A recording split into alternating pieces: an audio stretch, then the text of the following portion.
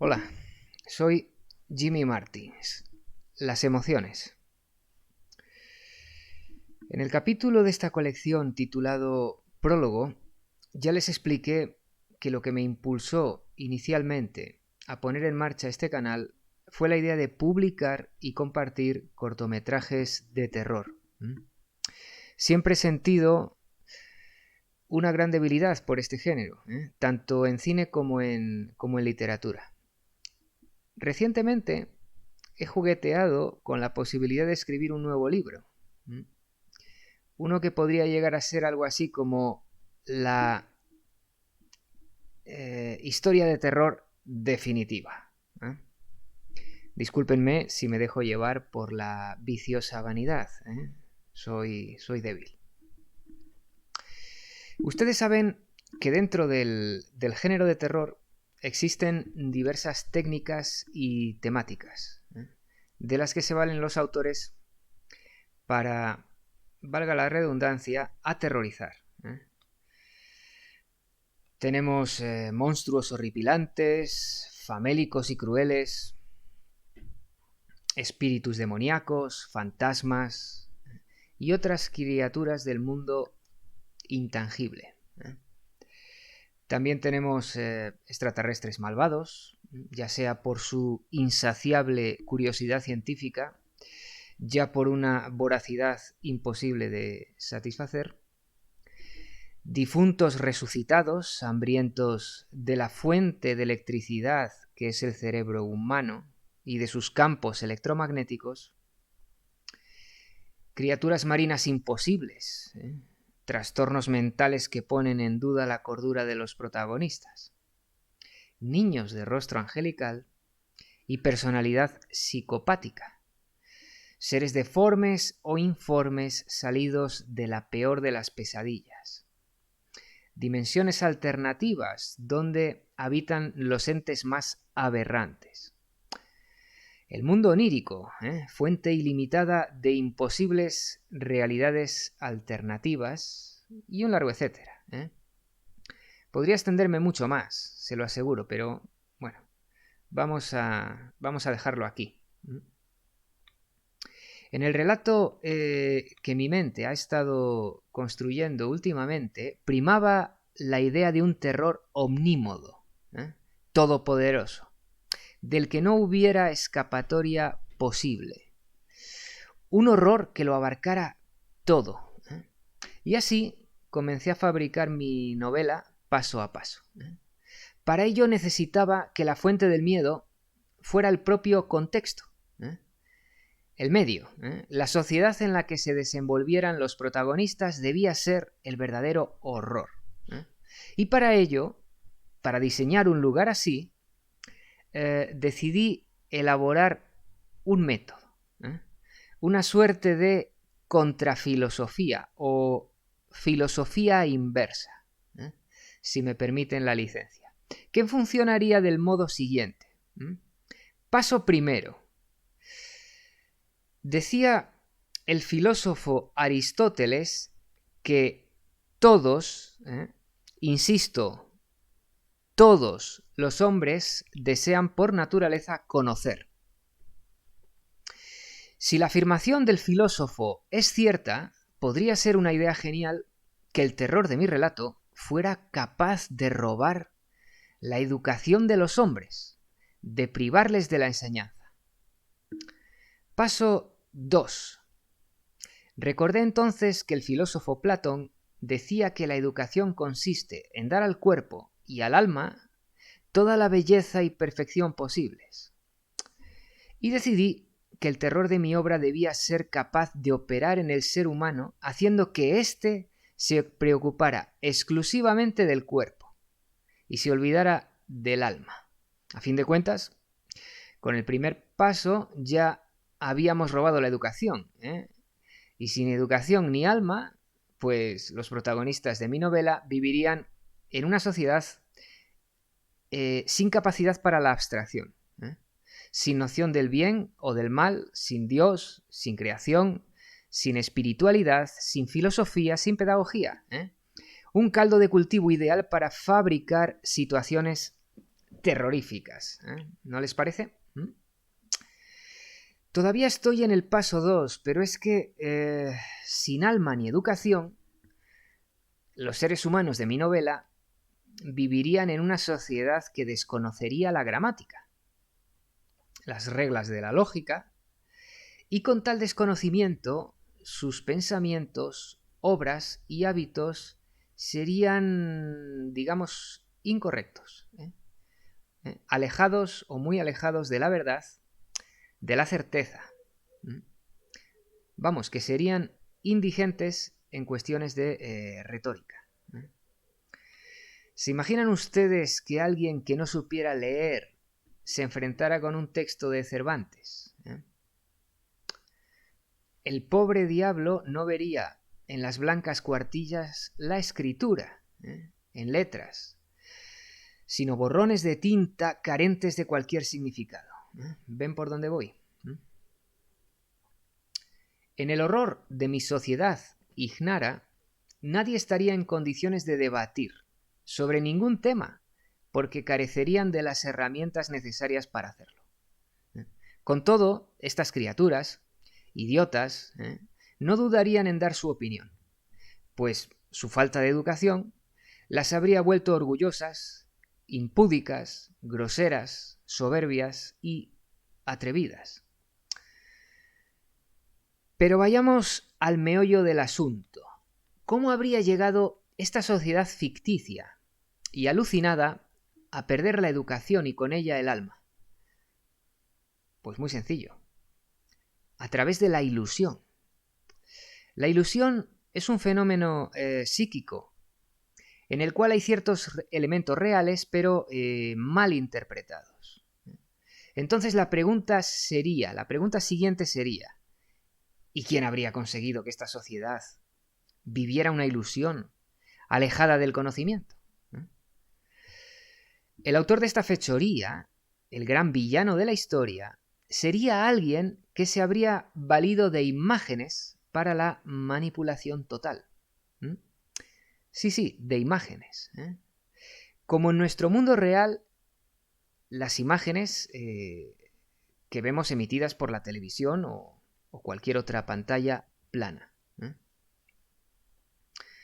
Mi sociedad imaginada, al carecer de educación, sería fundamentalmente de naturaleza bestial, y en consecuencia su reducido saber estaría basado no en lo intelectual, sino en lo sensitivo, en la información recibida por los sentidos, es decir, que sería tan básica que solo reaccionaría ante el placer o el dolor. Estarán ustedes pensando que me acerco peligrosamente al género zombie. No, nada de eso. Los zombies son brutos famélicos. En mi novela, estos seres humanos no serían del todo irracionales. Serían incorrectos en lo gramatical, serían ilógicos, digamos, en lo filosófico. Pero a la par serían, por culpa de sus experiencias, hiperemotivos. Estarían enfermos de una afectividad infantil desordenada que les llevaría a sobrevalorar lo emocional y despreciar todo lo meritorio, lo racional, lo espiritual, lo filosófico y gramatical. Recuerden que en la antigüedad se pensaba erróneamente que la función psíquica se encontraba en el corazón. Pero observen la etimología del vocablo corazón. Cordis, de donde se desprende que recordar es volver a traer el corazón. Y es que el corazón no es el órgano del que parten las emociones, sino el que las refleja. Por lo que acabo de explicar, me pareció una buena idea volver la vista atrás y aplicar este error clásico a mi sociedad inventada. Bien, ya tenemos una sociedad hipersensibilizada e infantil en la que las emociones superan a la razón. y la estolidez a la inteligencia lógica.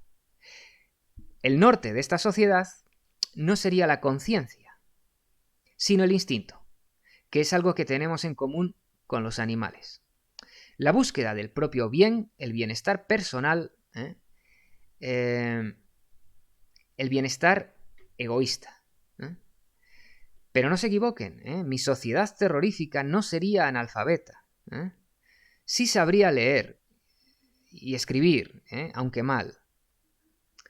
Incluso conocería ciertos conceptos filosóficos y también algunas abstracciones, pero las habría aprendido a través de la repetición irreflexiva, por lo que carecería de la capacidad de argumentar correctamente, como ya he dicho. Sería una sociedad más instintiva y utilitarista que inteligente. Esta idea que acabo de exponerles como contexto para mi novela de terror dio vueltas en mi cabeza durante cierto tiempo. Con todo, no me satisfacía plenamente. Me parecía que podía acabar convirtiéndose o desvirtuándose. Podía quedar relegada a una especie de sucedáneo de la obra de Orwell o Huxley. Decidí pensar entonces en los protagonistas y se me ocurrió que debían ser personas que por algún avatar del destino todavía conservasen una idea, por lo menos vaga, del pensamiento clásico, griego, romano y cristiano.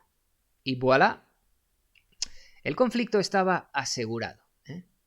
Imaginen unos seres humanos conocedores de la gramática, de la filosofía y de la espiritualidad, en medio de un mundo hiperemotivo en el que las bibliotecas habrían enfermado, después de atiborrarse de malos libros.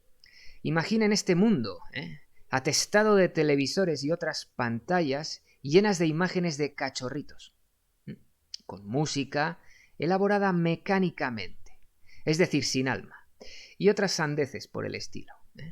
Un mundo en el que los médicos hubieran sustituido el amor hipocrático hacia el paciente por la obediencia irreflexiva a una suerte de protocolos inhumanos y crueles.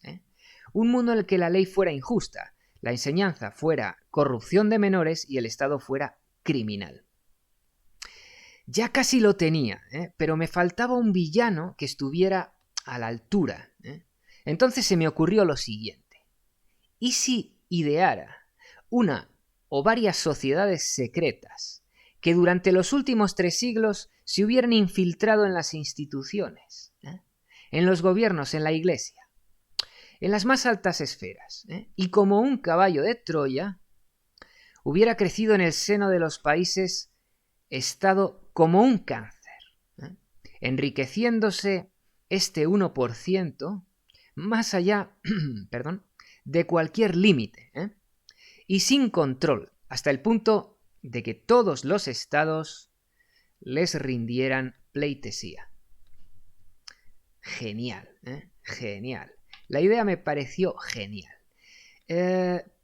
Los llamaría Big Eth, o si no les gusta el Spanglish, The Big Shit, o si les gusta, o si no les gusta, el inglés, la gran mierda.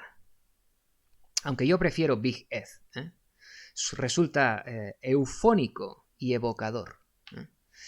Me pareció en aquel instante de éxtasis creativo que ya tenía todas las piezas para mi novela.